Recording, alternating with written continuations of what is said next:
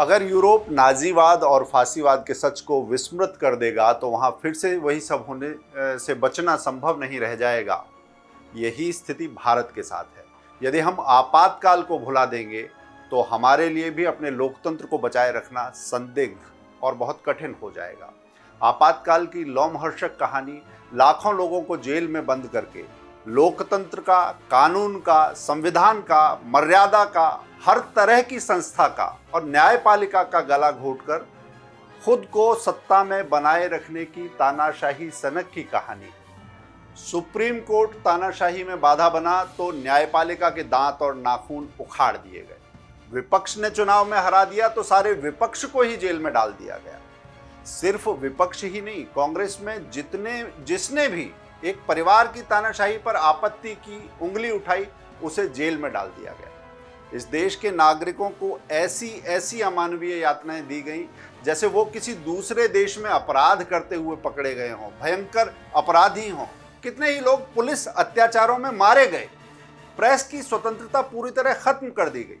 पूरी निर्लज्जता से कहा गया कि हमें कमिटेड ब्यूरोक्रेसी चाहिए। और इतना सब करने के बाद छेड़ा गया प्रचार अभियान, हम सुनहरे कल की ओर बढ़ रहे हैं। किसका सुनहरा कल? परिवारवाद का? भारत को अपनी जागीर समझने की मानसिकता का? विडंबना यह है कि पिछले 9 वर्षों से तानाशाही और आपातकाल की बातें वे लोग कर रहे हैं जिनको सत्ता में रहते हुए अत्याचार करने की आदत है, जिनकी अपने विरोधियों को नष्ट कर देने की शैली बिल्कुल वैसी है जैसे हिटलर की होती थी, और पुरानी आदतें बदलती नहीं हैं। भारत के इतिहास में ऐसे भी प्रधानमंत्री हुए हैं जिनको शपथ पहले दिला दी गई और कांग्रेस संसदीय दल से उनके नाम पर मोहर बाद में लगवाई गई। ठीक वैसे ही जैसे आपातकाल के लिए राष्ट्रपति के हस्ताक्षर रात में करवाए गए और कैबिनेट से अनुमोदन सुबह कराया गया। इन बातों को बीती मानकर छोड़ना वैसा ही होगा जैसे यूरोप में किसी नाजी पार्टी को फिर से पनपने देना। ये न तो विचारधारा का प्रश्न है न राजनीति का, ये भारत के लोकतंत्र की रक्षा का प्रश्न है। 25 जून 1975 की रात से शुरू हुई वो कहानी, उसके बारे में जितना कहा जाए कम है।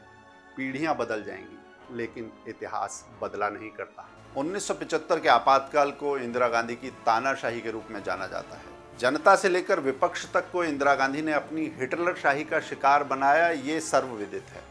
ये सर्वविदित है कि इंदिरा गांधी ने क्रूरतम कदम कोर्ट के उस फैसले के बाद उठाया था जिसमें 1971 के उनके चुनाव को असंवैधानिक बताते हुए रद्द कर दिया गया था, जिसमें सुप्रीम कोर्ट से भी उन्हें राहत नहीं मिली। इसके बाद भारत की न्याय व्यवस्था पर भी इंदिरा गांधी ने अपना चाबुक चलाने की कोशिश की, लेकिन न्यायपालिका से इंदिरा गांधी की तनातनी या कहें कि खींच की कहानी तो उनके प्रधानमंत्री बनने के कुछ समय बाद ही शुरू हो गई थी। बहुत कम लोग ये जानते हैं कि 1967 से लेकर 1971 तक न्यायपालिका ने ऐसे निर्णय दिए थे जो इंदिरा के अहम को चोट पहुंचाने वाले थे, जिसके बाद से ये साफ हो जाता है कि 1975 से बहुत पहले ही इंदिरा सुप्रीम कोर्ट से खार खाए बैठी थी। बात 1971 की है, जब इंदिरा गांधी 352 सीटें जीतकर सत्ता में वापसी करती हैं। उनके मन में सुप्रीम कोर्ट को ठिकाने लगाने का एक संकल्प हिलोर ले रहा था, क्योंकि सुप्रीम कोर्ट लगातार उनकी तानाशाही की राह में बाधा बना हुआ था, अवरोधक बना हुआ था, जिसके मुख्य कारण थे कि सुप्रीम कोर्ट ने 3 ऐसे निर्णय दिए थे जहां इंदिरा सरकार की राय और सर्वोच्च न्यायालय की राय आपस में मिलती नहीं थी। ये तीनों ऐसे मामले थे जिसमें संसद द्वारा संविधान की मूल संरचना को बदलने की कोशिश को सुप्रीम कोर्ट ने पूरी तरह नकार दिया था।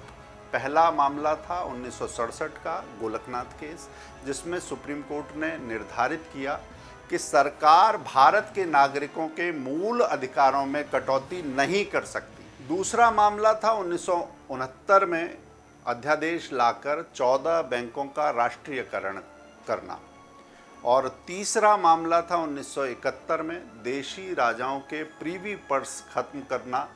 और इन तीनों मामलों में सुप्रीम कोर्ट के निर्णयों से इंदिरा गांधी बुरी तरह से नाराज थी। 1967 का जो गोलकनाथ केस है उसमें सुप्रीम कोर्ट ने निर्णय दिया कि सरकार भारत के नागरिकों के मूल अधिकारों में कोई कटौती नहीं कर सकती।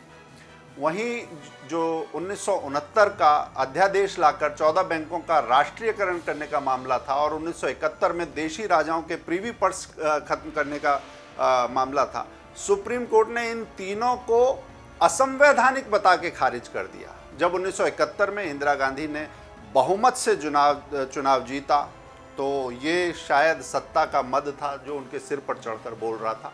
इस बहुमत के बल पर कोर्ट के तीनों आदेश पलट दिए गए और सार्वजनिक रूप से प्रतिबद्ध न्यायपालिका, कमिटेड जुडिशरी और नौकरशाही, वो भी समर्पित, अपनी सर्वोच्च प्राथमिकता ये सरकार ने घोषित कर दिया। यहां से शुरू होती है इंदिरा गांधी के अहंकार और तानाशाही की वो कहानी जिसका दंश भारत ने आगे चल के झेला। इस बीच केरल के बाबा केशवानंद का प्रकरण सुप्रीम कोर्ट में पहुंचता है। मामला था तो इडनीर ट्रस्ट के अधिग्रहण का, लेकिन जो निर्णय इसमें हुआ वो भारत के लोकतंत्र का आधार स्तंभ बना। साथ ही इंदिरा गांधी द्वारा न्यायपालिका को डराने यानी भयादोहित करने, नियंत्रित करने और कब्जाने की असफल नज़ीर भी साबित हुआ। इस मामले में 68 दिन तक बहस चली और 24 अप्रैल 1973 की तारीख याद कीजिए, 24 अप्रैल 1973 इस केस में फैसला हुआ। इस मामले में भारत के न्यायिक इतिहास में पहली बार 13 जजों की पीठ ने इस मामले की सुनवाई की। 7-6 के बहुमत से निर्णय हुआ कि संसद को संविधान संशोधन का अधिकार तो है, लेकिन संविधान की आधारभूत संरचना यानी बेसिक स्ट्रक्चर से छेड़छाड़ नहीं की जा सकती है। संवैधानिक सर्वोच्चता, विधि का शासन, कोर्ट की अक्षुण्ण आज़ादी, संसदीय शासन, निष्पक्ष संसदीय चुनाव, गणतंत्रीय ढांचा, संप्रभुता आधारभूत ढांचे में इन सबको परिभाषित किया गया। इनमें किसी भी प्रकार के संशोधन को निषिद्ध कर दिया गया। इंदिरा गांधी ने एड़ी चोटी का जोड़ लगाया, लेकिन वो सुप्रीम कोर्ट में शिकस्त खा गई, चोट खा गई। 13 जजों की पीठ में से 7 जज फैसले के पक्ष में थे। इसमें मुख्य न्यायाधीश SM Sikri, KS Hegde, AK मुखरेजा, JM शेलॉट, N Grover, P Jagmohan Reddy और सबसे बड़ा नाम जो चर्चा में भी काफ़ी रहा, HR खन्ना। 6 जज सरकार के साथ थे। Justice AN Roy, DG Palekar, KK Mathew, HM Beg, SN Dwivedi और YK चंद्रचूड़। इस फैसले से नाराज इंदिरा गांधी के दफ्तर से 25 अप्रैल 1973 को जस्टिस NN रॉय के घर फोन की घंटी बजती है। क्या उन्हें नए CJI का पद स्वीकार है? जवाब देने के लिए मोहलत मिली सिर्फ 2 घंटे। जस्टिस राय को सरकार के पक्ष में खड़े होने का पुरस्कार मिल चुका था। शपथ ग्रहण के 2 रोज बाद attorney general Niren day supreme court आते हैं। AN रॉय फिर 13 जजों की पीठ बनाकर मास्टर ऑफ रोस्टर का दुरुपयोग करते हुए पाए गए, ऐसे आरोप लगे। केशवानंद भारती केस का रिव्यू आरंभ हो गया। जस्टिस रॉय इंदिरा भक्ति में इतने लीन थे कि उन पर हर तरफ से उंगलियां उठने लगी। बगैर पिटीशन के ही रिव्यू के लिए 13 जज बिठा दिए गए।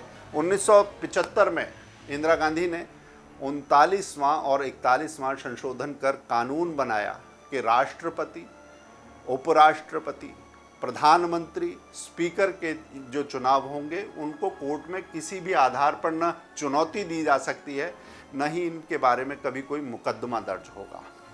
केशवानंद केस के आधार पर सुप्रीम कोर्ट ने इन दोनों संशोधनों को रद्द कर दिया, खारिज कर दिया। 1975 में ADM जबलपुर बनाम शिवकांत शुक्ला केस आपातकाल में मौलिक अधिकारों की बहाली को लेकर सुप्रीम कोर्ट में पहुंचा। 5 जजों की पीठ ने 4-1 के बहुमत से सरकार के पक्ष में निर्णय दिया। अकेले जस्टिस HR खन्ना ने सरकार से असहमत होते हुए निर्णय लिखा। जस्टिस खन्ना सबसे सीनियर थे, सबसे वरिष्ठ थे, लेकिन अपने इस निर्णय के चलते इंदिरा गांधी के निशाने पर आ गए।